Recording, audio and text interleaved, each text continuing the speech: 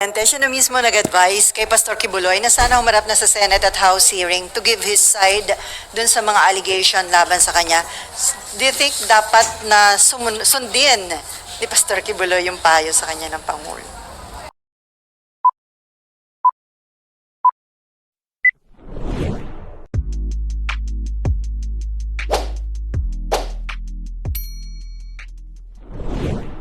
Welcome back sa aking YouTube channel. Para sa mga first time lang po manood, let's click mo na yan, Jeremy's TV Manila. But anyway guys, wala na ba ito, libre lang, tulong mo na lang din sa kapwa mo. Alright, thank you very much po. So topic natin for today's video, super ate na si Senator Amy Marcos, umaastang abogado ni Pastor Kibuloy. Yan guys, yan ang mainit na balita kasi nga, tinanong sa isang interview, itong si super ate, kung ano daw yung naging payo, di ba? O kung ano daw yung sa loobin niya na naging payo ni BBM o kanyang kapatid tungkol kay Pastor Kibuloy na umattend na, di ba? In-interview nga si BBM dati na ang kailangan lang gawin, sabi niya, magpakita siya at umattend sa mga hearing. So kaya tapos yun na nga guys, nagsalita na itong si super ate, ang sabi niya, nakakalungkot, sabi niya, di ba? Dahil itong si Pastor Kibuloy, mabait daw. Tumulong sa kanila, lalo na nung election, tumulong sa pagkapanalo nila sa 2022, nung nakaraang election. So, ang sabi niya, ay kailangan meron siyang, bigyan siya ng respeto, di ba? O due process, ang sinasabi niya, na mag-self-incrimination siya. So, yun ang pinipilit niya at gusto niya guys na maayos na lang daw sana dahil nga tumulong ito sa election. So, bago natin tuloy guys ang ating reaction, panoorin muna natin yung actual na interview kay Super Ate. Alright? Pasok, Super Ate. Siya na mismo nag-advise kay Pastor Kibuloy na sana humarap na sa Senate at House hearing to give his side dun sa mga allegation laban sa kanya. Do you think dapat na sundin ni Pastor Kibuloy yung payo sa kanya ng Pangulo? Well, alam naman natin na talagang kapangyarihan ng Kongreso at ng Senado na mag-issue ng subpoena, talagang fundamental power yan. Pero alalahanin natin na kinakailangan bigyan ng substantive and procedural due process at saka yung karapatan against self-incrimination. Ang ibig ko sabihin, lungkot na lungkot ako sa mga pangyayari tungkol sa SMNI at kay Pastor Kibuloy. Mabait siya sa atin at higit sa lahat talagang tumutulong sa napakarami. Kaya't malungkot ako na nauwi sa ganito at sana na isaayos na lamang ito ng mas mapayapa at mas tahimik na pamamaraan. So, nalungkot ka rin ba ma'am na meron siyang mga allegations against the President and the First Lady na parang nakikipagsabwatan ba sa Amerika? Alam niyo yung maraming nagsasabi, yung tungkol kina Presidente Duterte, tapos yung kamag-anak nila, ganun din sa kay Pastor Kibuloy. Alam mo kasi talaga namang tumulong sila sa lahat ng ginagawa ng administrasyon para panalo yung administrasyon. Pagkatapos may ganito, yung allegedly pang-aapi.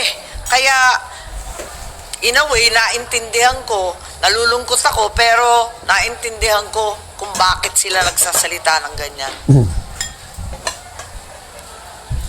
Ano sa tingin niyo dapat na gawin para matapos itong issue Well, na sa ito? ngayon, andyan na. We are in a legal situation. Susundan na lamang yan.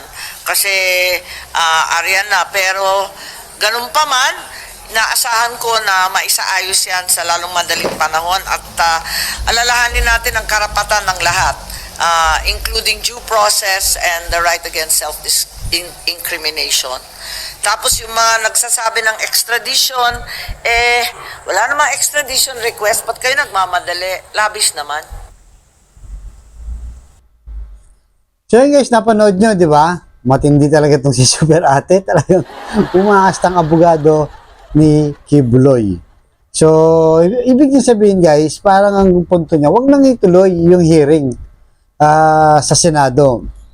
So, kung mapapansin natin, parang sinasabi ni Super Ate Amy, porket tumulong itong si Kibuloy sa kampanya ni BBM, hindi na siya pwedeng managot, di ba? Ito nga, di ba, yung sa hearing, ang dami nga, lumalabas na mga, di umano yung mga biktima ni Pastor Kibuloy. So, again guys, hindi natin sinasabing guilty na itong si Kibuloy, di ba? Kasi wala naman tayong karapatan doon. Yung korte lang ang tamang maghusga niyan. Pero dumadaan nga dito sa Senado ang hearing kasi nga legal yan, legit yan, di ba? Pinapayagan ng gobyerno mag-hearing in aid of legislation na tinatawag. So bakit gano'n, di ba? Di ba pinipilit nila na kailangan daw dumaan na lang sa korte, wag na sa Senado. Kasi guys, kung mapansin nyo, di ba, yung in aid of legislation, gumagawa sila ng batas para nga nung halimbawa, yung kasalukuyang batas ngayon, di ba, ay kailangan mas patapangin pa. Di ba? Yung pangil, lalo pang tapangan. Di ba? Dadagdagan pa. Yung parusa, di ba, sa mga gumagawa ng halimbawa, yung human trafficking na nirereklamo sa kanya, at kung ano pang mga kaso, kasi nga gagawain sila ng batas. Kaya importante yan. Kung gusto nilang maipatigil to, dapat sa korte sila pumunta, sabihin nila, ipatigil yan. Pero hindi nga, di ba? Malaking tulong yung Senate investigation na yan. Kaya parang lumalabas kay Amy, di ba? Parang ini-exempt niya itong si Kibuloy dahil nga tumulong daw sa kampanya nila noong 2022. So, ibig sabihin guys, kung siya masusunod, ano man ang gawin ni Pastor Kibuloy, diba, gumawa ng krimen, o kung ano-ano pang hindi maganda o bawal, hayaan na lang, total tumulong naman, at ayusin na lang guys. Parang ganun, diba? Parang sinasabi ni Amy na, huwag na ipairal yung batas. Huwag na. Ayusin na lang yan. Makipag-usap na lang kay BBM. Sabihin na, huwag nang itigil yan, tinulungan naman kita eh. Parang ganun ang gusto ni Super Ate Amy. Diba? So nakakalungkot kasi nga dapat ang interest ng taong bayan ang manguna dyan. Diba? Yun ang mangibabaw sa kanila. Pero dahil nga tumulong daw sa kanila, yun na guys. Yun na ang kanyang sentimento at ang gusto niya, makipag-ayos na lang. Hayaan na lang yung mga biktima. Wala nang magre-reklamo. Hayaan na lang. Huwag nang pansinin. Parang ganun ang lumalabas sa kanya. Diba? Pero ang totoo niyan, member din siya ng committee ni Senador Risa Ontiveros na children, women, diba? Gender equality, na dapat sana uma-attend din siya para suportahan ang kanilang committee bilang isang senador, mambabatas sa ating bayan. So kayo guys, ano sa tingin nyo? Tama ba itong rekomendasyon ni Super Ate na parang ini-accept niya itong si Kibuloy? Ayusin na lang daw, settle na lang. Di ba? O paano naman yung mga biktima? Kawawa naman. So ang iniisip niya, dahil na malaking tulong sa kanya si Kibuloy, exempted na talaga sa lahat ng mga gagawin niyang hindi maganda. So tayo, para sa atin, hindi pwede yun. Hindi porket tinulungan sila, isipin din niya yung naging biktima. At dadaan pa naman niya sa korte, di ba? Kung mapapatunayan guilty siya o hindi, edi malaman, di ba?